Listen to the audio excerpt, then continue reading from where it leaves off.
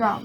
To the dismay of Virginians, the new king decided his colonies in America enjoyed altogether too much independence. Laws were passed in England requiring that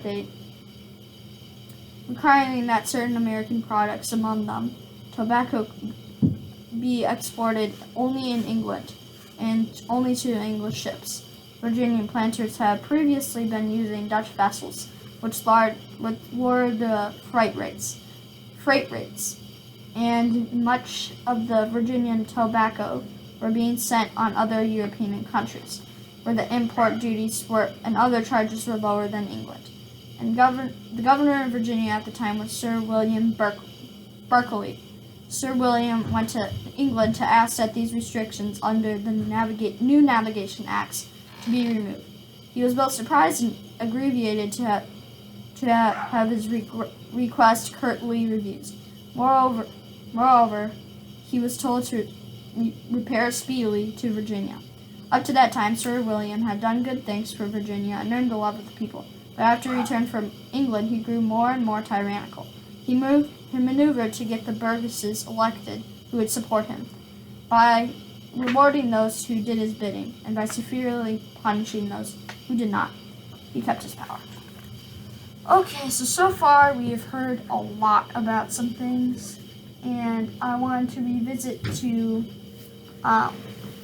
some parts of my book that I wanted to make some comments on, but I just wanted to say that for this break, we have a really funny part upcoming, and I think it's a really, really good part.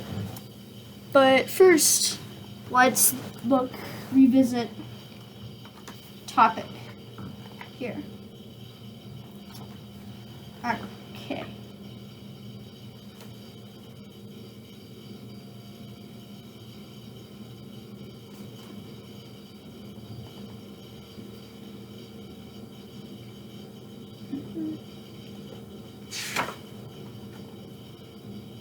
One of them is why tobacco was, why are you selling, why is there so much tobacco?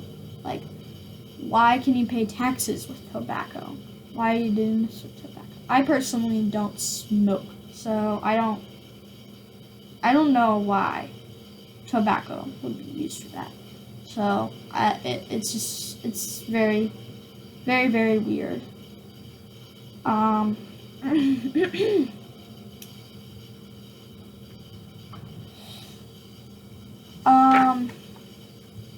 Over here, slaves. It's sort of a cheat, You shouldn't be using people as slaves. But what's a cheat here is you're buying someone. You shouldn't really buy anybody, to be honest. If I would, it's not like I'm gonna buy you or something. You wouldn't like that. So, anyways, I think that slavery is wrong, but they're cheating because they only have to buy them once, and they don't even get the money, and they just have to work, and it's not really humane to them at all. Okay, let's get back to this.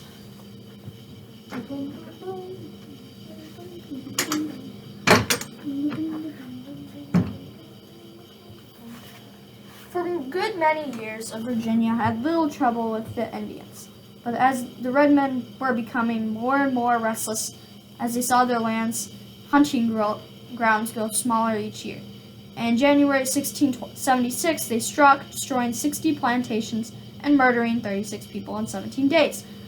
Planters demanded that Berkeley send troops against them, but he refused. He feared that such an action would cause Fenrid tribes around Jamestown to attack. Then, in May, Indians raided a plantation that belonged to a young settler named Nathaniel Bacon and killed his overseer.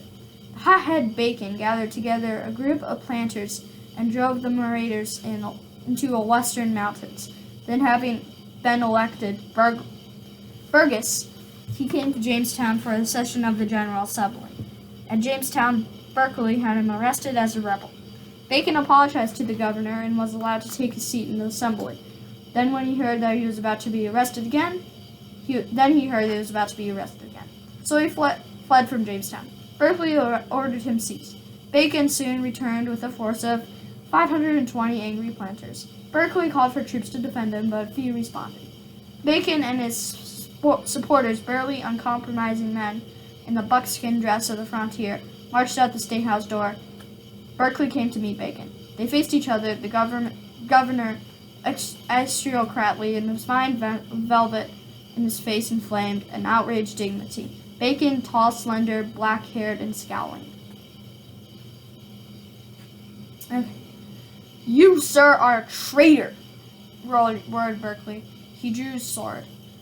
Let us settle this matter with a duel, sir," Bacon replied. "I come not to intend you a harm or a hair of your honor's head. And as for your sword, your honor may please to put it up.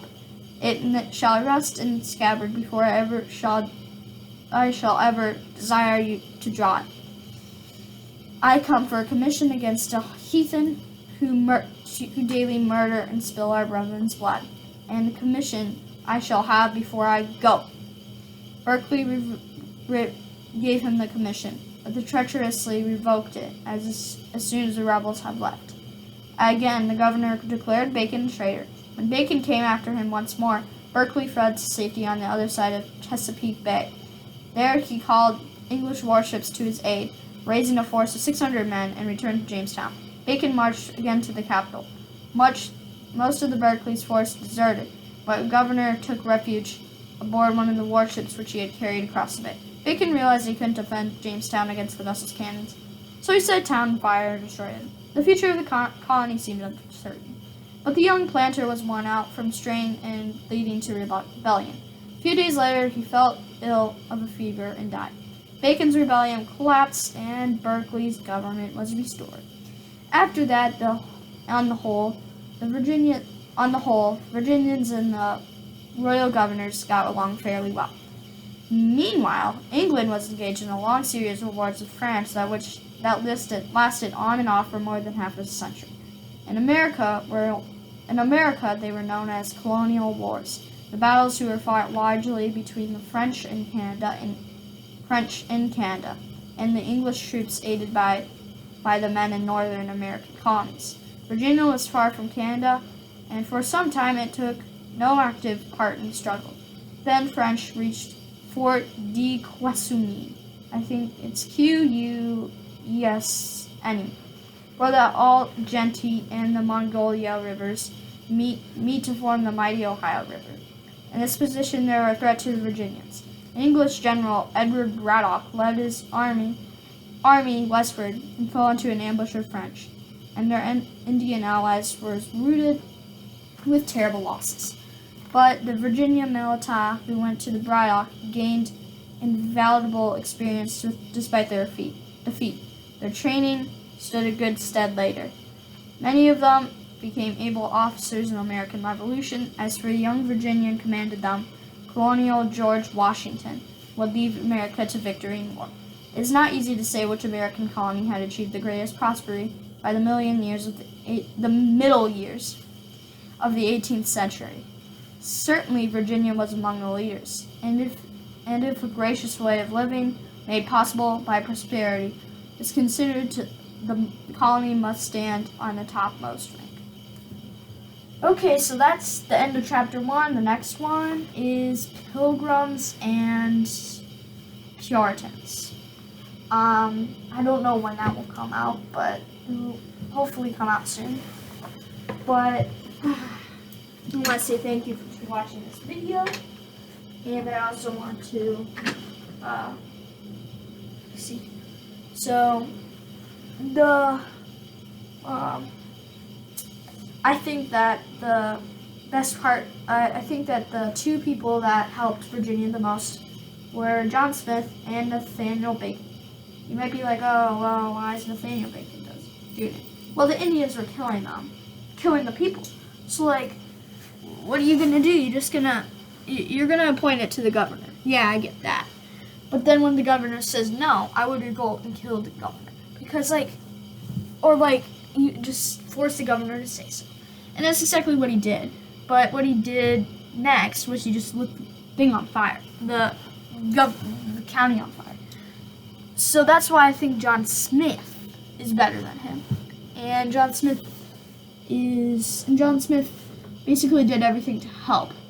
And it's sad to say that he got caught on fire, and then he had to be taken back. But I just think that Virginia is probably one of the best colonies. So next will be Pilgrim and Puritans, and that'll be soon. Thanks for watching J.J. Berman, Strong Libertarian, U.S. History, Part 1 of the Story of the 13 Colonies by Clifford Lindsay Alderman, a 13-part series. Okay, thanks, and bye. Hope to see you next time at J.J. Berman's, on J.J. Berman's one of J.J. Berman's videos.